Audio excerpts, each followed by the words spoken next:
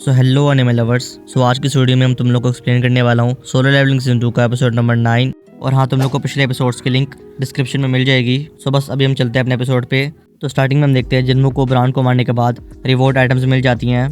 और हाँ, तुम लोग को पहले बता दूं, इन सभी आइटम्स को कंबाइन करके जिन्मू को पोशन मिलेगा जिससे जिन्मू अपनी मोम को ठीक कर पाएगा। सो जिन्मू ऐसे ही करता है। जिन्मू उन सभी आइटम्स को क्राफ्ट करना स्टार्ट कर देता है। लेकिन जब क्राफ्टिंग हो रही होती है जिन्मू थोड़ा सा घबरा रहा होता है। लेकिन फिर हम देखते हैं फाइनली क्राफ्टिंग कंप्लीट हो जाती है और जिन्मू को फाइनली पोशन मिल जाता है जिससे जिन्मू की मोम ठीक हो पाएगी। और फिर हम देखते हैं उस पोशन के मिलने के बाद जिन्मू बहुत ही खुशी आता है। लेकिन ये सब कुछ चल ही रहा होता है। हम देखते हैं वहाँ पर आयरन आ जाता है उसी ड्रैगन को लेके जिसको जिन्मू ने मारा होता है।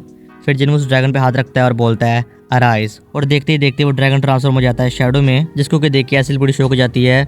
वो जिन्मू से बोलती है तुमने कैसे कर दिया जिन्मू। लेकिन जिन्मू बोलता है वो मैं तुम्हें बाद में कभी बताऊंगा। फिर इसके बाद जिन्मू उस ड्रैगन का नाम सोचने लग जाता है और थोड़ी देर सोचने के बाद जिन्मू उस ड्रैगन का नाम रखता है काइसल। तो अब से मैं उस ड्रैगन को काइसल ही बुलाऊंगा। और ये सब कुछ देखने के बाद एसिल बहुत ही खुशी आती है।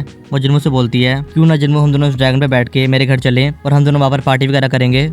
लेकिन हम देखते हैं जिन्मू एसिल की किसी भी बात पर ध्यान नहीं दे रहा होता। लेकिन वो ये सोच रहा होता है मुझे ब्रांड को मारने के बाद एक और स्पेशल आइटम मिली थी, आखिर वो कहाँ पर चली गई। और फिर थोड़ा सा ढूंढने के बाद जिन्मू को आइटम मिल जाती है। तो हम लोग को पता चलता है कि इस आइटम की पावर है टेलीपोर्टेशन। और ये देख कर जिन्मू बहुत ही खुशी आता है। फिर वो बोलता है अगर मैं इस पावर से अपने आप को अपने सोल्जर से रिप्लेस कर पाऊँ तो। और ये सोचती है जिन्मू एसिल को बोलता है मुझे माफ़ कर देना एसिल, लेकिन मुझे बहुत ही ज़रूरी काम आ चुका है, मैं किसी और दिन तुम्हारे घर आऊँगा। और एसिल कुछ बोलने वाली होती है लेकिन जिन्मू वहाँ से चला जाता है और जिन्मू की जगह वापस आ जाता है एक शैडो। और इसके बाद ये सीन इधर कट जाता है। फिर हम देखते हैं नेक्स्ट सीन में जिन्मू वापस से रियल वर्ल्ड में आ जाता है और वापस आते ही जिन्मू फटाफट कैसल को बुलाता है और वहाँ से उड़ जाता है। और इसके बाद हम देखते हैं बेक अपने दोस्त के साथ पार्टी कर रहा होता है और बेक का दोस्त बोलता है मुझे पता है तुम दोबारा से उसी आइलैंड में जाने वाले हो। और यहाँ पर हम लोग को पता चलता है कि बेक और उसका एक दोस्त था, ये दोनों जेजू आइलैंड में गए थे। लेकिन वहाँ पर बेक तो बच जाता है लेकिन बेक का दोस्त मारा जाता है। और इसी बात का गिल्ट अभी तक बेक को है कि वो अपने दोस्त को बचा नहीं पाया। और फिर बेक का दूसरा दोस्त बोलता है तुम्हें पता ही है बेक, मुझे खून खराबा बिल्कुल पसंद नहीं है और मैं इन सभी चीज़ों से बहुत ज़्यादा पक चुका हूँ। और इसीलिए अब मैंने ये फैसला लिया है कि मैं हंटर का काम छोड़ दूंगा और मैं आपकी आराम से जॉब करूंगा। लेकिन बेक बोलता है मुझे ये पहले पता है, इसलिए मैं तुम्हें यहाँ पर गुड बाय कहने के लिए आया हूँ, शायद इसके बाद मैं तुम्हें कभी देख ना पाऊँ। लेकिन इसके बाद बेक बोलता है आजकल के हंटर्स को फाइट करना बहुत अच्छा लगता है, उनको फाइट में बहुत ज़्यादा मज़ा आता है। लेकिन फिर वो बहुत ही अजीब सी बात बोलता है, शायद इसी वजह से उसकी अवेकनिंग तो नहीं होगी। और इधर ही सीन कट आता है। फिर हम देखते हैं नेक्स्ट सीन में जिन्मू फाइनली अपनी मोम के पास पहुंच जाता है। और जब वो अपनी मोम को देखता है तो हम देखते हैं उसकी मोम की गर्दन के ऊपर निशान बने होते हैं, या तुम कह लो कुछ जलने के निशान होते हैं। और इसके बाद हम देखते हैं थोड़ा सा पास का सीन, जब जिन्मू छोटा था वो गलती से गर्म पानी नीचे गिरा देता है और वो गर्म पानी जिन्मू को लगने वाला था। लेकिन जिन्मू की मोम जिन्मू को बचा लेती है और इसकी वजह से जिन्मू की मोम की गर्दन के ऊपर वो स्कार टाइप निशान लग जाता है। और इसके बाद हम दोबारा से आ जाते हैं प्रेजेंट में। जिन्मू सब कुछ सोच रहा होता है। फिर वो बोलता है ये सारी की सारी गलती मेरी है, मैंने अपनी मोम को बहुत तंग किया और इस चीज़ के लिए मैं अपने आप को कभी माफ़ नहीं कर पाऊंगा। लेकिन जब से मुझे सिस्टम मिला है मैंने अपने आप को बहुत लेवल अप किया, मैं हर मुश्किल से गुजरा, मेरे रास्ते में जो भी आया था मैंने उन सभी को ख़त्म कर दिया और अब फाइनली मैं अपनी मोम को ठीक कर पाऊंगा। और इसके बाद फाइनली जिन्मू अपनी मोम को वो पोशन पिला देता है और जिन्मू बोलता है प्लीज़ मोम उठ जाओ प्लीज़, मैंने आपके बिना अकेले बहुत साल गुजार लिए, प्लीज़ मोम उठ जाओ। और जिन्मू कैसा बोलती है हम देखते हैं। फाइनली जिन्मू की मोम उठ जाती है और जिन्मू की मोम बोलती है जिन्मू चाहिए तुम ही हो जिन्मू मेरे बेटे। और अपनी मोम को देखकर जिन्मू रोना स्टार्ट कर देता है।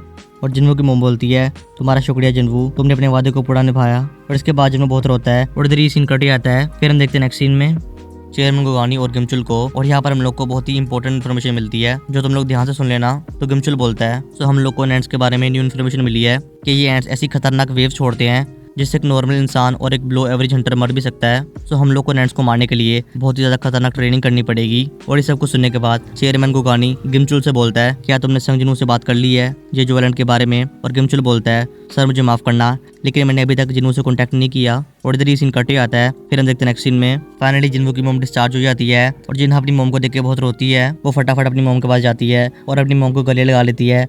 और इसी इमोशनल सीन के साथ ही सीन इधर कट जाता है। फिर हम देखते हैं नेक्स्ट सीन में चेयरमैन गोगानी ने एक प्रेस कॉन्फ्रेंस रखी होती है जो पूरे साउथ कोरिया में टेलीकास्ट हो रही होती है। और इसके बाद गोगानी पूरी मीडिया के सामने अनाउंस कर देता है कि हम लोग दोबारा से जेजू आइलैंड में रेड करने वाले हैं।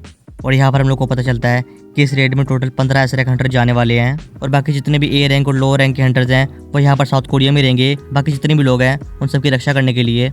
और इस न्यूज़ को बाकी जितने भी लोग हैं वो सभी लोग देख रहे होते हैं। और फिर गोगानी आखिर में बोलता है मुझे पूरा यकीन है कि इस बार ये जंग हम लोग जीतेंगे।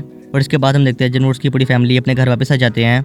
लेकिन घर के अंदर जाते हम देखते हैं वहाँ पर हर जगह कचरा फैला हुआ था। और ये सब कुछ देख कर जिन्मू जिन्हा से बोलता है आखिर तुम यहाँ पर कर क्या रही थी।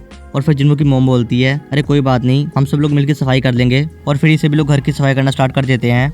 लेकिन इन सबके बीच जिन्हों कुछ रियलाइज करता है। वो बोलता है जब से मैं एक हंटर बना हूँ मैं अपनी फैमिली से बहुत दूर रहा हूँ और इसी वजह से शायद मैंने कैसी लाइन क्रॉस कर दी है जो मुझे कभी क्रॉस करनी नहीं थी। लेकिन इन सबके बीच जिन्हों की मॉम को अपनी पुरानी फैमिली फोटो मिलती है और उस फोटो में जिन्हों के डैड भी होते हैं, जिसको देख के जिन्हों की मॉम बोलती है जिन्हों का तुम्हें अपने डैड के बारे में कुछ पता चला? तुम्हारे डैड कई सालों से गायब है और उनका आज तक कुछ भी नहीं पता चला कि आखिर वो कहाँ पर है और वो अचानक से कहाँ पर चले गए। लेकिन हम देखते हैं इन सबके बीच जिन्हों को किसी की कॉल आती है और जब जिन्हों उस कॉल को उठाता है तो ये सीन इधर ही कट हो जाता है। फिर हम देखते हैं नेक्स्ट सीन में चेयरमैन गुगानी और गिमचुल को, और यहाँ पर हम लोग को गुगानी एक बंदे के बारे में बताता है जिसका नाम है थॉमस आंद्रे। और ये बंदा एक नेशनल लेवल हंटर है जो कि एक एसरेक हंटर से 10 गुना ताकतवर है। और यहाँ पर गुगानी ये भी बोलता है मुझे कुछ ही दिनों पहले पता चला है कि थॉमस आंद्रे साउथ कोरिया में आया था और वो यहाँ पर डांगसू की तलाश में आया था, तो इसलिए हम लोग को थॉमस आंद्रे के बारे में पता करना पड़ेगा। और इसके बाद गुगानी गिमचुल से पूछता है क्या तुमने हंटर संग जिन्हों से बात कर ली जेजो आइलैंड के बारे में? और गिमचुल बोलता है जी सर मैंने बात कर ली है, जिन्हों बस यहाँ पर आते ही होगा।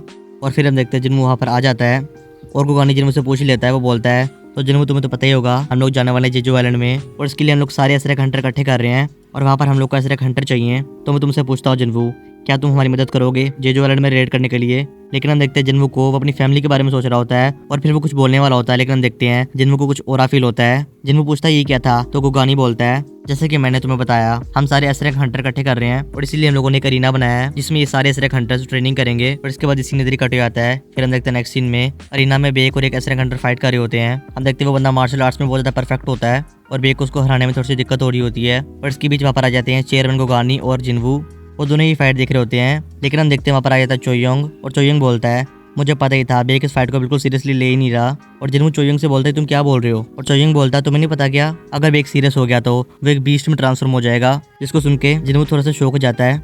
और इसी के बीच हम देखते हैं वहाँ पर आ जाते हैं जापान के सारे एसरेक हंटर्स और जब वो यहाँ पर आते हैं उनमें से एक लड़की जिन्हों को देख के बोलती है आखिर ये बंदा कौन है? और उनकी गिल्ड की सेकेंडरी बोलती है ये हंटर संग जिन्हों, ये भी नया नया एसरेक हंटर बना है। और हम देखते हैं उनकी टीम का गिल्ड मास्टर जिसका नाम रियूजी है वो जिन्हों का ऑरा फील कर रहा होता है। फिर इसके बाद हम देखते हैं वहाँ पर जितने भी हंटर्स थे रियूजी उनको बोलता है क्यों ना हम लोग एक टूर्नामेंट रखें हमारी टीम और तुम लोग की टीम के बीच। और ये बात सुन के वहाँ पर बेक भी आ जाता है, लेकिन वो बोलता है हम लोग टूर्नामेंट तो करेंगे लेकिन सिर्फ वही हंटर्स लड़ेंगे जिनके पास स्पेशल पावर नहीं है। जिसका मतलब है यहाँ पर जितने भी मेजिज हैं जो मैजिक को यूज कर सकते हैं वो बिल्कुल भी फाइट नहीं करेंगे इस टूर्नामेंट में। और इसके बाद रियूजी भी बेक की शर्त मान जाता है।